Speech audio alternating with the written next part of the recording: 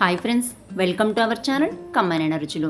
Morning ఎటువంటి హడావుడి లేకుండా సింపుల్గా, టేస్టీగా, హెల్దీగా, ఇంకా పిల్లలకి పెద్దలకి అందరికీ నచ్చేలాగా మంచి కలర్ఫుల్గా ఉండే బ్రేక్ఫాస్ట్ రెసిపీని ఒకటి చూపించబోతున్నాను. టేస్ట్ అయితే సూపర్గా ఉంటుంది. దీన్ని తయారు చేసుకోవడం కూడా చాలా సింపుల్గా అయిపోతుంది. ప్రోటీన్గా తినే బ్రేక్ఫాస్ట్లన్నిటికీ మించిన అద్భుతమైన టేస్ట్తో ఉండే ఈ టమాటర్ పోహా తయారు చేసుకోవడానికి ముందుగా మనం ఒక మిక్సింగ్ బౌల్లోకి అటుకుల్ని తీసుకోవాలి. నేనైతే ఈ బ్రేక్ఫాస్ట్ని నలుగురు కోసం ప్రిపేర్ చేస్తున్నాను కాబట్టి 3 కప్పులు అటుకుల్ని తీసుకున్నాను. ఈ రెసిపీ తయారు చేసుకోవడానికి మనకి కాస్త మందంగా ఉండే అటుకులే కావాలి. మరి పలుచుగా ఉండే అటుకులు అనుకోండి, ఇలా తడి తగలంగానే ముద్ద అయిపోతాయి. కాబట్టి కాస్త దళసరిగా ఉండే అటుకుల్నే తీసుకొని శుభ్రంగా కడిగి నలకలు ఇంకా నీళ్లు ఏమీ లేకుండా చూసుకొని మూత పెట్టేసి కాసేపు పక్కన ఉంచేసేయాలి. అలా అని ఈ అటుకుల్ని గంటల తరబడి ఏం నానబెట్టాల్సిన అవసరం లేదు. జస్ట్ మనం బ్రేక్ఫాస్ట్ని ప్రిపేర్ చేసుకున్న ముందుగా అటుకుల్ని కడిగి పెట్టుకుంటే సరిపోతుంది. ఇప్పుడు అటుకులు తీసుకున్న కప్పులోనే హాఫ్ క్వాంటిటీలో టమాటాలని తీసుకోవాలి. నేను 3 కప్పుల అటుకుల్ని తీసుకున్నాను కాబట్టి 1.5 కప్పుల కట్ చేసి పెట్టుకున్న టమాటాలను తీసుకున్నాను. దాంతోపాటు అంగుళమంతా అల్లాన్ని పొట్టు తీసేసి ముక్కలుగా కట్ చేసుకొని తీసుకోవాలి. అలాగే మీ స్పైసీనెస్కి తగినంత పండు మిర్చిని కానీ లేదా ఇంట్లో నార్మల్గా కాస్త పండు బారిన మిరపకాయలు కానీ తీసుకొని మూత పెట్టేసి మెత్తగా గ్రైండ్ చేసుకొని తీసుకోవాలి. దీన్ని కాసేపు పక్కన ఉంచేసుకొని వేరొక కడాయిలో కొద్దిగా ఆయిల్ వేసుకొని హీట్ అయినాక కాసిన జీడిపప్పులను వేసి దోరగా ఫ్రై చేసుకోవాలి. పూర్తిగా కాదండి, దోరగా మాత్రమే ఫ్రై చేసుకోవాలి.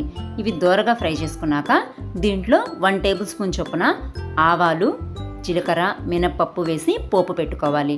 పోపు దినుసులతో పాటు జీడిపప్పును వేసుకున్నాం అనుకోండి, పోపు దినుసులు ఫ్రై అయిపోతాయి, కానీ జీడిపప్పు మాత్రం చక్కగా ఫ్రై అవ్వవు. కాబట్టి ముందుగా జీడిపప్పును వేసుకొని అవి కాస్త దోరగా ఫ్రై అయిపోయినాక పోపు దినుసుల్ని యాడ్ చేసుకోవాలి.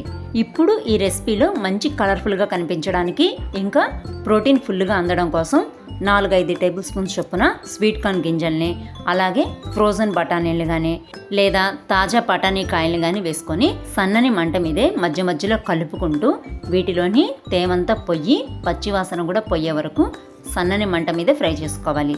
ఒకవేళ మీ దగ్గర స్వీట్ కార్న్ గింజల్ని కానీ లేదా ఇంకా ఫ్రోజన్ బఠానీలు కానీ లేకపోతే ఏం చేయాలో నేను ముందు వీడియోలో చెప్తాను.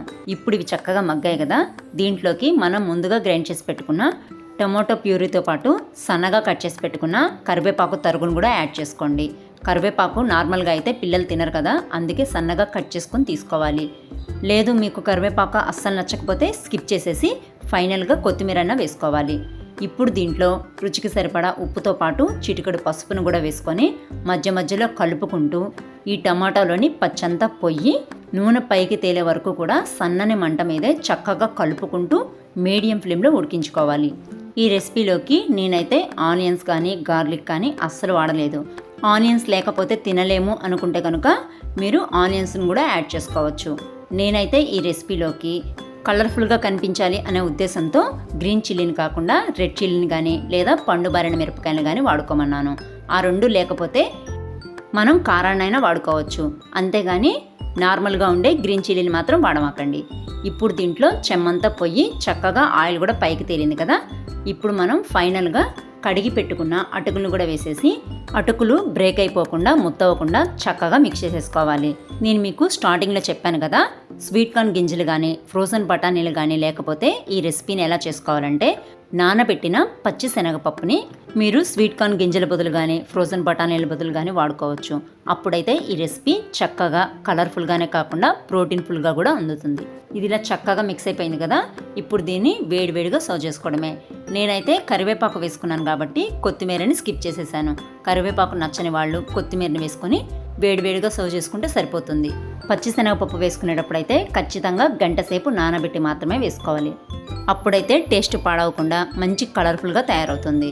చూసారా ఎంత పొడిగా మంచి కలర్ఫుల్గా ఎమ్మీగా ఉందో. ఇంత కలర్ఫుల్గా టేస్టీగా ఉండే రెసిపీని మీరు కూడా ట్రై చేసి మీకు ఈ రెసిపీ ఎలా అనిపించిందో కమెంట్స్ ద్వారా నాతో షేర్ చేసుకోండి. వీడియో నచ్చితే కనుక లైక్ చేయండి, షేర్ చేయండి. ఇలాంటి మరిన్ని టేస్టీ అండ్ హెల్తీ రెసిపీస్ కోసం ఛానల్ని సబ్స్క్రైబ్ చేసుకోండి. Thanks for watching.